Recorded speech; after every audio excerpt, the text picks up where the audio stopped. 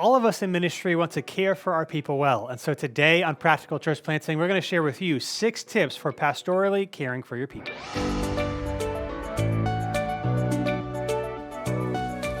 Well, thanks for joining us again today on Practical Church Planting. My name is Brian Androsian, and with me is Dylan Dotson. And today we're going to give you 6 tips for pastorally caring for your people. And if you're listening to this in real time before we jump in, this Thursday, December 15th at 2 p.m., I'm doing a practical webinar for small groups at your church. Mm-hmm. And so if you want to learn just some tips and tricks of some of the things we talked about this episode, as well as giving you the opportunity to ask feedback and ask questions for your specific context, make sure you join in that. You can get the link to the webinar in the show notes, or that's probably the easiest place. Or if you're on Facebook, you can join the Practical Church Planting Facebook group. It's in there as well.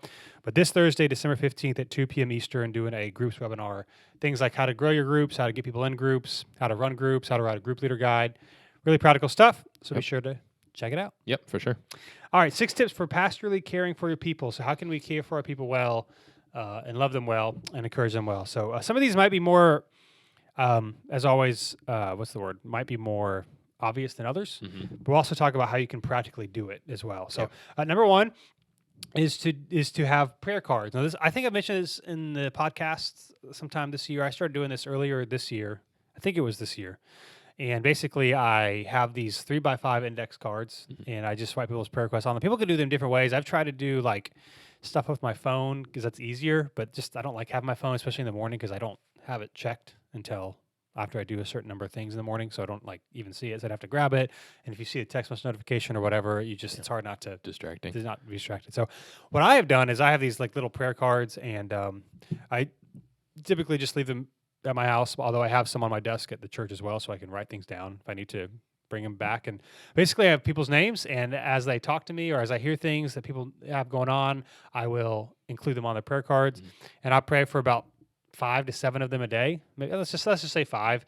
As part of my stuff, the routines I do in the morning, and it's not super long, but it's just nice to remember. There's no way you can remember everything people say, and it also means that I'll actually pray for it and pray for it consistently. And it's really cool. I've been doing it for a while now, so I've got like highlights when prayers are answered, and so I'll do like multiple things there, and then it allows me to reach out to people too, ask people how things are going, which I would forget if I wasn't doing it repeatedly. And so that's what I started to do early this year. I started it where I just emailed like all of our church partners. It's like, hey, I'd love to pray for you.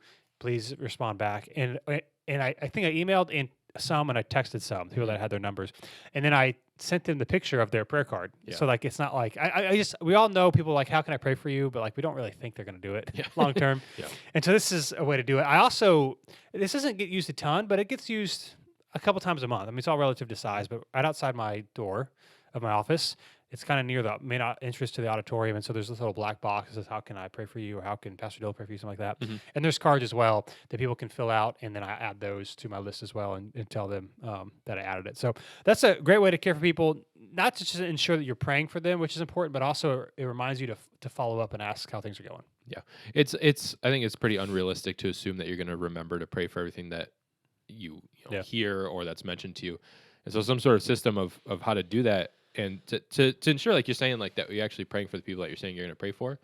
I think like, especially if people have been maybe believers for a long period of time or in church for a long period of time, saying I'll pray for you is almost like, okay, like, I mean, we hear it so much that I think a lot of people know that like people intend to, but also they know that their own, maybe habits or what they've done in the past. And sometimes I'll pray for you. It's just kind of an easy way of saying like, I don't know what to do in this situation. Or I'll pray for you once. Yeah, or I'll pray for you once, exactly. And like well-intentioned, not that they mean to lie or anything like that, but we just know that it's a hard thing to remember. Everyone has like a lot of prayer requests in their life, and it's hard to remember them all. And so having an actual system to do it so that you pray for them obviously is the most important, but also so when you're telling people, you can kind of tell them with some integrity that you know that if you say you're going to do it, you're going to do it. You can follow up with them. You can actually check on how it's going and not kind of forget about it. Yeah. So it's not, again, the way I've done it now, it's not the most convenient because if it's not on your phone, you can take it anywhere. But like I'll make a note on a Sunday or whatever on my Todoist app, add this prayer request to this card or whatever. And it makes it that I actually follow up. But also it's been helpful for our elder meetings as well, to remind, as we, talk through what things people are going through as opposed to me just trying to remember them. So that's really helpful as well. So that's why I've done it. And a little tip as well, when people leave New City, so primarily because they're moving, because we live in a Raleigh area, we live in a transit area, but even if for other reasons, I take them out as well. And it's not to like, I hate them or how dare they. But it's like you can only care for the people that you have, and so I think that's a way to keep it not from becoming too bloated. If you live in an area where people come and go a lot, Right. is if they're part of New City, I'll pray for them, and then I'll take it out if and when they leave. And so that's what I found to be helpful. The prayer cards, writing it down, not having to use my phone. And I've got this little pouch that's if I need to bring it somewhere, I'll bring it with me as well. But I found that to be really helpful because it actually means I'm praying for them and I can actually follow up. Yep, for sure. Number 2 is proactively reaching out to meet when you hear or you sense a need. So a lot of times people will feel bad or they won't ask to meet because people assume that everybody's really busy. People say that, and I always correct them. And so that's just good habit. To tell if someone says you're busy, tell them you're not busy. So being proactive about when you're hearing something. So for example, I meet with a guy this week who goes to New City and he's finishing up this coming year his master's degree in counseling. And then I heard him say a couple weeks ago on a Sunday, he's like, "Yeah, I don't want to do counseling anymore." And I was like, "Well, that's a that's a significant thing to invest time and money to get a master's degree in counseling." And as he's doing this internship, he's like, I think I won't do it anymore. So I followed up and I just emailed him and I was like, "Hey, I heard you mentioned this. That's like a big thing. I mean, I'm not going to tell him what to do, Right. but like if you need to process this or to talk through this, I'd love to do it." And he was like, "Hey, thanks so much for reaching out. Like I'm not really sure what I want to do, but I don't think I want to do this anymore." And I'm not saying this to be like, "Oh, this is a great." I mean, this is like, look how well I handle it. Sometimes I handle it well, sometimes I don't. But that was like, I think earlier on in ministry, I wouldn't have said anything unless he asked about it. Yeah. And it was just like a side comment, and I was like, "Oh, there's probably a lot more there." And so whenever you hear people say stuff, or even if they mention it, like being proactive about meeting together. This is why I'm a big fan of Calendly as well, because you can just syncs with your calendar. There's a free version. I just use the free version, and so you don't have to like go back and forth many times about when you're available. They can just pick a time. But being proactive when you hear about a need. And not just assuming that everyone's going to meet with you. I think part of I experienced this too when New City was younger. You kind of hear the stories of, again, people talk about how they're really busy, and I get there's a lot going on, but like people with their schedules are being full and pastors meeting with people, and so you just kind of assume when you become a pastor, I think that everyone's going to be like trying to meet with you. I think part of that is because the pastors we know of are more well known in larger churches, and so that is kind of a thing. Yeah, and so. I would say don't be discouraged if you're planting a church, leading a smaller church, and that's not always the case. People are still happy to meet. A lot of times they just feel bad or they think you're too busy, and so they won't ask, but they would like to do it. And so all I to say, being proactive and reaching out when you hear of a need, or if you hear someone tell you something about someone else that they're that they're struggling with whatever, just being really proactive can be really helpful to care for people. Yeah, and it's good to reach out to like in the example you gave, it's not necessarily like it's obviously that's a huge deal in his life and things, but it's not like a tragedy. Right. And obviously I think we all assume like or not assume, but like would agree that if you hear someone going through a tragedy, obviously you're going to reach out to them. But there's things that are much more minor and they might be significant in their life, but maybe not. I mean, I guess in that case it is pretty life altering, but you know what I mean? It's not like a huge tragic event. To where if you proactively reach out, it means a lot more. And I found this especially true with guys because like a lot of times we just don't talk about things or don't ask for people's input or don't ask for feedback on things. And so to actually say like, "Hey, I heard you mention this," or "Hey, I know we talked about this a few weeks ago. Let's get together and chat about it," or something along those lines. I think it goes a long way to remind them like, "Oh, people actually are listening to the things I say," or "Oh, this wasn't just kind of in one ear out the other, but it's actually there's actually someone here who wants to just hear what I'm going through." And I think that this is true across the board for everybody, but especially for guys, I don't think they get that as often, maybe as some women do, because a lot of times we're just not as attentive to things like that, and so it helps be proactive about it. Yeah, it's a good point. Men, I think in my experience, men are oftentimes like willing and happy to talk about it, but they're not going to ask. Yeah, because it's just especially for men too. We often need a third object to do something. Where like we can play sports or we can play a game or we could like if there's something else distracting us, then we'll talk. Right. And so it's not a natural thing as much for men as it is for women to just grab coffee or grab lunch. Yep. And so being proactive, especially if you're a man listening to this and you have men in your church, and not be like, "Why are people ever asking to meet with me?" Yeah. It's not because they don't want to. It's just that's like kind of a foreign concept, especially if you're new to the church. It's like meet with someone just to talk about how I'm doing. That's not a thing that I do in our culture today. And so being proactive, reaching out to people when you hear a sense of need, I found to be really important. Yep. Number 3 is being intentional with your time on Sundays. So this just is like, you just want to be cognizant of like the 10 minutes before service and the 10 minutes after service are very crucial in terms of following up and talking to people and welcoming people. And there can be the tendency, obviously, to just talk with people you like or your friends, right. or, to not proactively try to talk to various people unless they like. I'm sure everyone is like, if they come and talk to me with a need, I'm happy to do it. But a lot of times people won't do that unless there's like a really big problem. And so I don't know. I just try to think through on Sunday mornings, the 10 minutes before service and after service, and being really intentional about not sticking with the same group the whole time. Now it's Yeah. different. My exceptions for me are if it's a new person, or if it's someone I don't generally talk to that much, that often, and we're talking for a few minutes, then that's totally fine. Yeah. But if it's someone I see often, I try to reserve the 10 minutes before service and after service to talk to different people. Or I might like say hi, talk for a minute and then go to talk to someone else. But I try not to say like in the same spot with the same group of people, because that's your best opportunity to connect with most people coming in and out. Yeah. And it's like, I get this too. If you're a church planner, small, regardless of the size of your church, you're not going to feel like you're that special, because you're not. But when people see you preaching every week, there is this sort of, I don't really know. There's just sort of like, I really don't know, respect or whatever. Right. It's like, Yeah, they're, and so there is there can be an intimidation factor for people, especially to come up to you if they don't know you very well or something like that. And so I just would be really intentional with your time. This is also where you can hear some of those proactive needs or adding things to your prayer cards. And I get, depending on if you're introverted or extroverted, this can be harder to do. But just trying to be conscious of like how you're spending your time, the 10 minutes before and after service, and trying to just chat with multiple people, I think is a good goal. It's not to have to be long conversations, but just to say hi. Because again, from your perspective, you're like, it doesn't really matter, but from other people's perspective, I think they really appreciate that. Yeah. So, and like there's especially as you get a little bit bigger, not I don't even mean huge, but a little bit bigger, you're not going to have a lot of like touch points with people throughout the week, with probably as many people as you might want.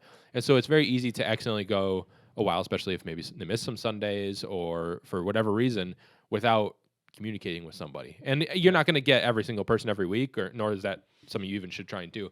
But this just helps you get kind of a little bit of face-to-face time with as many people as possible, and helps you kind of maintain that, whether it's an in-depth one or less so, but a little bit of a personal relationship with as many people as possible.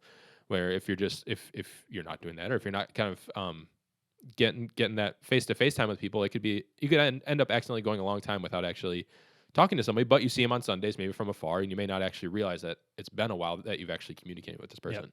Yeah, and so again, on their end too, they might think people might appreciate talking to you, but they don't know what to say, and so it's kind of like they're not going to come to you and say anything. So just being really intentional. So like before service, it's a little bit easier because people are coming and going, and so you could. I think after service it can be harder, but I think after service is even more important because everyone's there. Yeah. And so like, yeah, just thinking through those things. What I do is I'll stand in front of our stage right after the service. Most people don't come up to you because again, I think they think it's reserved for like a problem. Like this Sunday, somebody had a really serious issue, and so we talked for 5 minutes about it and followed up on that sort of thing. But typically, I'll stand there for like a minute or two. I'm not going to stand there for a long time because I know there's not a time. And then I'll kind of walk around, or I'll go out into our lobby and try to go to the Connect table if I see some new people there. Yeah. Now it can be hard too because there are some people that just want to talk a lot to you, and it's not helpful. And so I think, like trying to think of like, what would Jesus do if he were me? I always know, but we've got a guy that comes to our church, and I don't think he's mentally all there. He's clearly alcoholic, Right. and he struggled for a while. And so he'll come, and we're happy to have him and all that sort of thing. But like, he'll talk for 15 minutes and it would pretty much be the same conversation. Right. Like every 2 minutes, you're saying the same things. Yeah. And so it's been hard for me because I'm not trying to avoid him, but I also know that I'll talk to, and you can't get out of the conversation, and he'll kind of like follow you around. And so we have our safety team, just cognizant of it. But it's just really hard for me because again, it's not that I don't want to talk to him, but I don't want to spend the 10 minutes after service every single week. Yeah. And so I will like try to be cognizant of where he is, or have certain things to get me out of conversations. And not because I don't want to talk to him, because I absolutely will, but I can't talk to him every week for the 10 minutes right after service when everyone's actually there. And so if you have people like that too, even if they're like well-intentioned, just trying to be cognizant of like, it is a caring thing to do to try to talk to other people. It's not necessarily that you're trying to avoid them, although if you are, that's an issue. But it's just an important time frame that you can't always be talking to the same person. And there's like, regardless of, I can think of multiple people that you could run into that similar issue with, that maybe don't have the same struggles, but just like to chat, and which is fine. But you might end up accidentally getting into a conversation, and they're just kind of. I mean, we all know people that they just kind of like talk at you for a while. Yep. And nothing wrong with it. They may just be talking about things that are going on or just chatting. But if you're not cognizant of it, if you're just kind of like letting things happen, you could accidentally go 10 minutes with that going on. And honestly, like 10 minutes it's not like that's like an awful amount of time to have a conversation or that's too long. But in that kind of time period where people are coming and going pretty quickly, then 10 minutes is a really long time to spend with one person, especially if it's especially if it's someone that you know really well or that you talk with a lot, that this isn't really that important of a thing to chat about. And so just being mindful of the time is really important. Yep. So being cognizant again, especially after the service, is really important. Yep. So I'll try to again. Not most often people don't come up because I think they think that like it's only for people that have an issue, and so I'll try to either go to Connect Table or try to say hi to some people that I know that are new before hanging out. Or even as people I know, I won't spend 5 minutes. I'll spend like 1 minute here, then go over here for another minute, just as people. And as people are leaving, then it's obviously different. But just trying to be really cognizant of the time before and after service is helpful for sure. Number 4 is to have what I would call healthy, but have a healthy goal of meeting with people. So again, it all depends on your context and what's going on and whether people reach out to you or not. I think sometimes, again, in smaller churches and church plants especially, there's not as much cachet, particularly if you're younger. And if you don't know what you're doing, there's just going to be a lot of like waiting for people. You're having to meet with people, but you're kind of waiting and not being as intentional about it as you could be. Now, what I found is the more intentional I am, the more people ask to meet because they've met with me before. Or I don't know, people tell them that I'm available. I don't know what it is. But I would say again, I would consider what would be a healthy goal and try to do that every single week. And it's different for what you have going on. It's also easy to assume like we're really, really busy if we don't like pre-plan our goals. And so I'll just tell you about mine, and then you can decide what you want to do. But just I know sometimes it can be helpfully practically to speak to people. So for me, I have a goal to meet with 2 to 4 people a week. Sometimes it's more than that. Sometimes it's 1. How it works for me is I try to really have 2 meet. So for me, we lead a community group. Our group meets every week. So we take a couple breaks for every year, but that's a nightly thing. And then I also lead a men's discipleship group every week on Tuesday morning, which is a morning thing. So other than those 2, I try to do 2 to 4 people a week. Typically, it's meeting for lunch or coffee, or we have couples over. So like last night, we had a couple over that wanted to talk through some family stuff that they're dealing with, and so that would be 2 people. And then the one-on-one meetings. And so this week I have like more than that, but that's okay. But I try to set that goal. So if it's been like a week or 2 and I am not meeting with 2 to 4 people a week, I'll start to be like, hey, I need to be reaching out to people and not just waiting for people to reach out to me. And so I want to encourage you, if you're a planter or you're leading a newer church or a smaller church and people aren't asking you, it's not that you can't do it, just be proactive, because most people are happy to do it. And again, it's really easy if you use something like Calendly, so you're not going back a million times. Like, hey, I'd love to chat.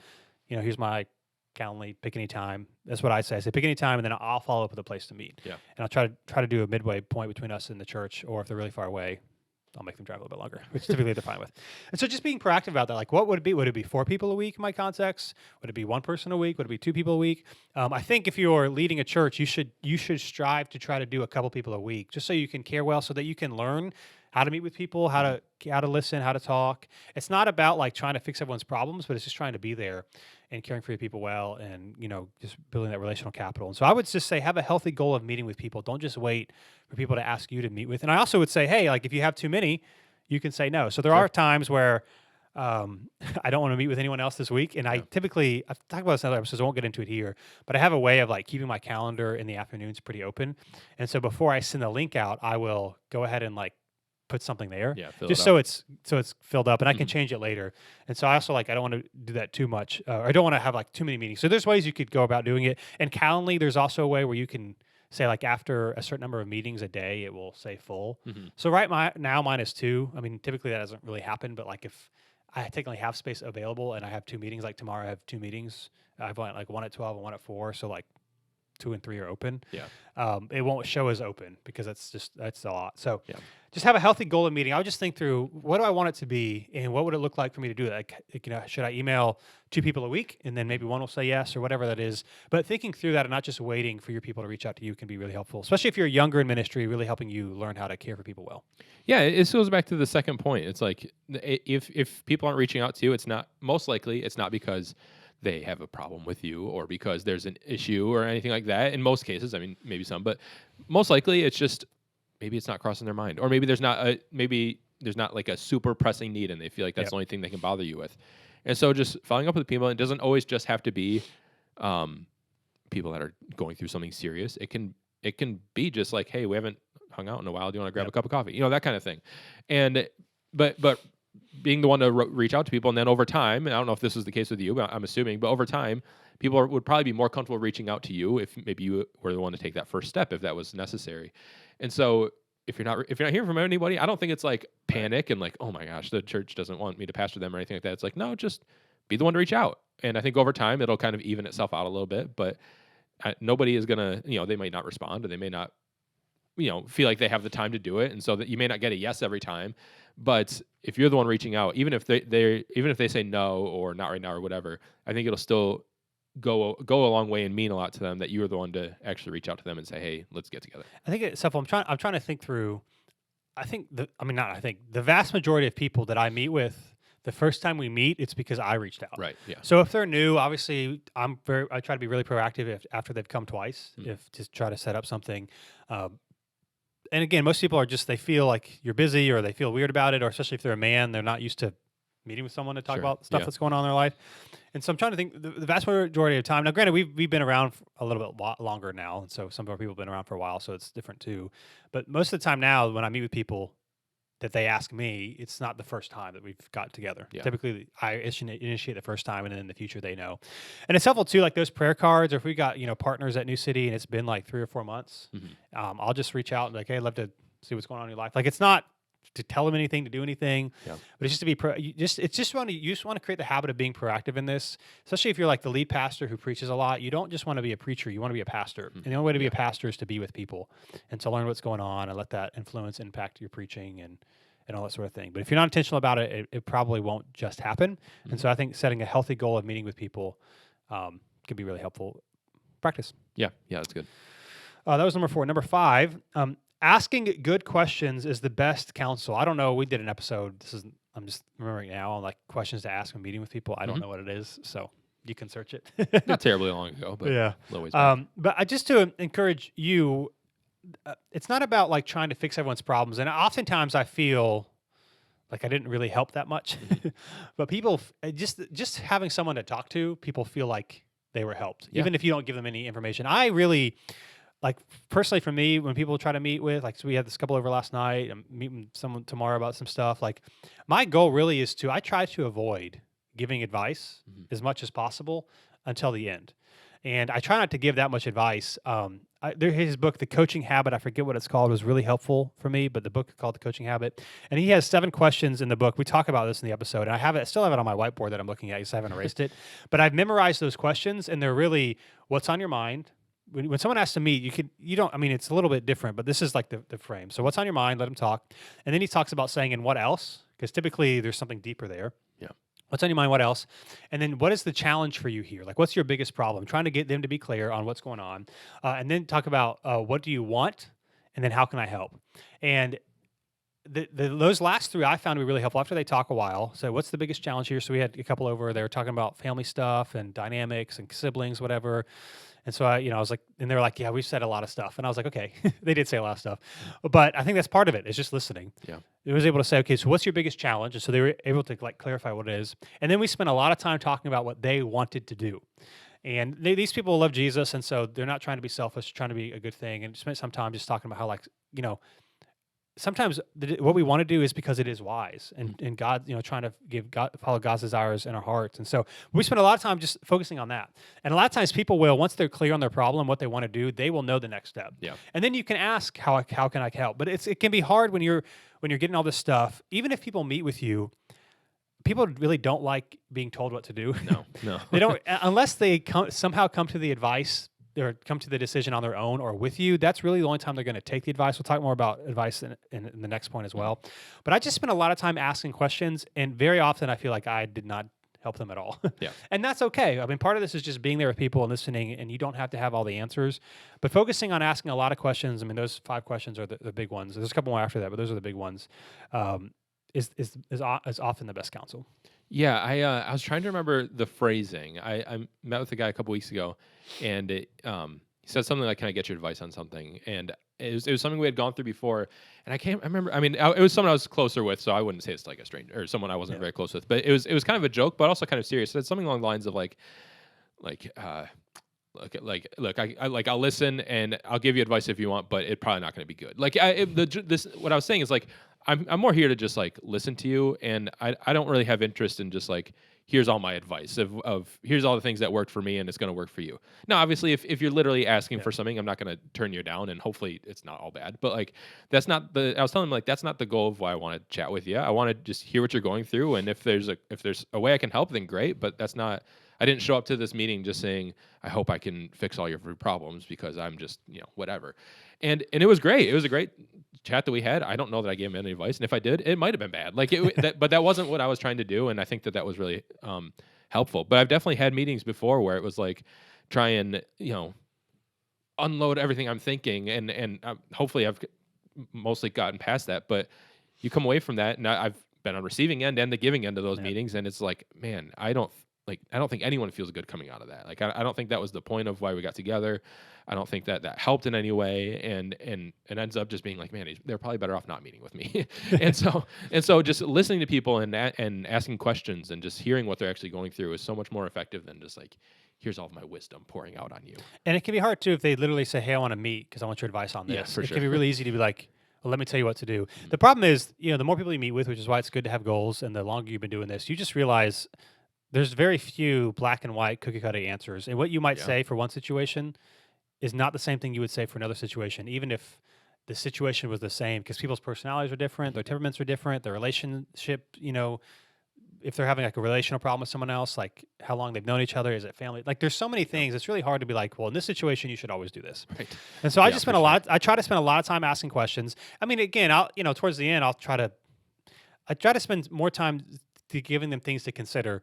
And I mean, I might give them, if they keep asking, like, here's what I might do, and try to keep that to the minimum and really just ask a lot of questions. And I also just think this takes a lot of weight off, because there's going to be times where even if you like, you're not going to know. There is no good advice. Yeah. And so trying to take that pressure off just by asking good questions and letting people talk, you often might feel like I didn't help, but they will be helped by it, because we all like to just verbalize our issues sometimes and not just keep them in. And so just asking really good questions, I found is the best counsel. So yeah. And like you said, I remember like earlier on thinking like, man, if people want to meet, it's mostly going to be like, like, is this sin or not sin? Like, is it like, I need a yes or no answer. And there's just so few, if any, probably not even any times I've met with people where they're like, where there was like this is the one black and white, this is the one answer. And we're 100%, there's no gray area or anything like that. Cause that's just for the majority of things that people are actually struggling with. That's not real life. Like most of those black and white things people aren't asking for advice for, because maybe they know, Yeah. And so it's just being willing to not give definitive answers.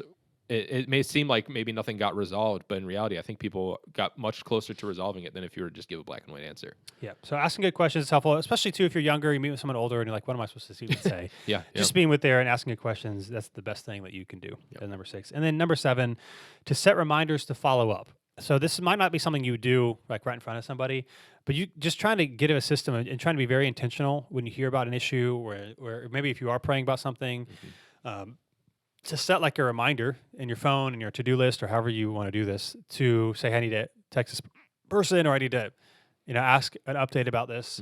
Being really intentional about it and not thinking, well, I'm just going to remember it or whatever, because you probably won't. And so what I typically do is if somebody's asking me for something, I'll actually pull out my phone, like if they want to meet or whatever, because I do everything through email that way, not text. It's just easier for me. So I'll like put on my to-do list, like email this person, whatever. But if there's like a prayer request need, like somebody yesterday after service, we're talking about his sister has just been put in hospice care and she has less than 30 days to live.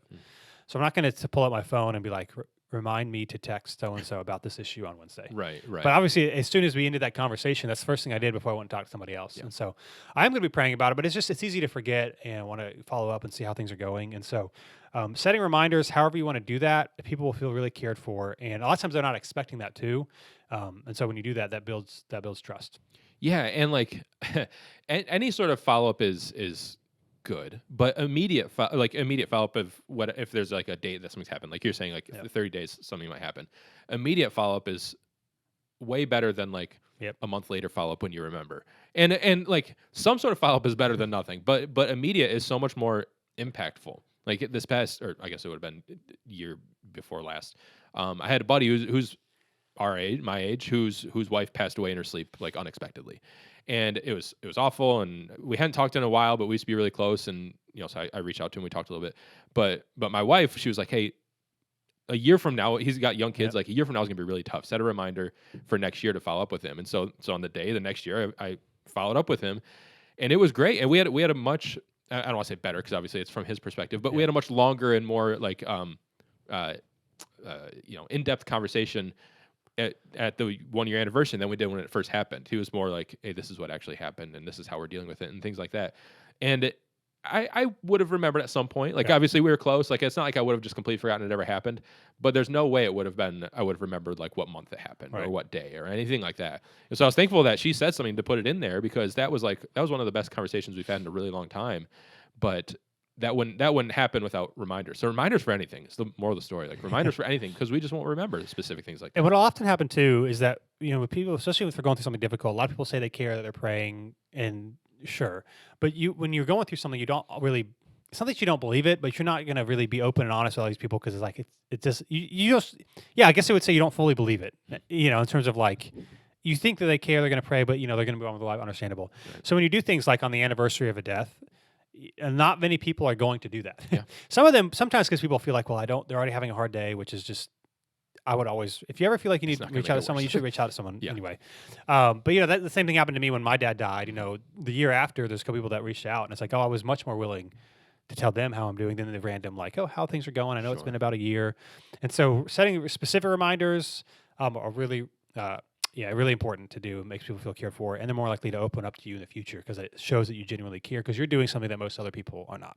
And this is like, I mean, this would apply in the church or outside of the church, but this is like a big testimony. Like if everyone, if whether it's a death or something as tragic or a little less tragic, everyone hears that they'll be prayed for. Like even if they're not a believer, like even if they're not a church person, that's just what people say. And so to actually follow up and say like, "Hey, I've been praying for you. How's it going?"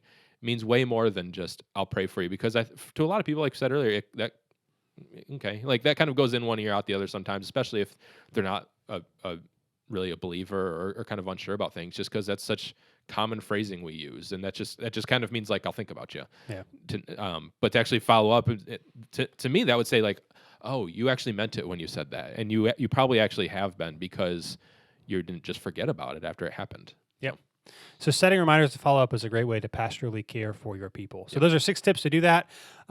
And a couple of things we mentioned in this episode. Again, practicalplanting.com is our website. You get a lot of free resources. If you want to sign up for more practical tips, get that the small group leader training. It's in the show notes. It's also in the Facebook group, Practical Church Planting. And to let you know that next week is our last episode of the year. Yes. We are, if anything, but consistent. And so we take 3 weeks off the entire year, week of Thanksgiving, because people don't listen to podcasts, and then the last 2 weeks of December. Mm-hmm. So next week we will be reviewing our 2022 church predictions to see how well we did or did not do. I have zero memory of what they were, so I'm very curious. So we're going to look this up and talk about that. Will be the last week of the year. But again, thanks for listening. Check out those resources. And if you're on Facebook, join the Practical Church Planting Facebook group. And we'll be with you next Wednesday on Practical Church Planting.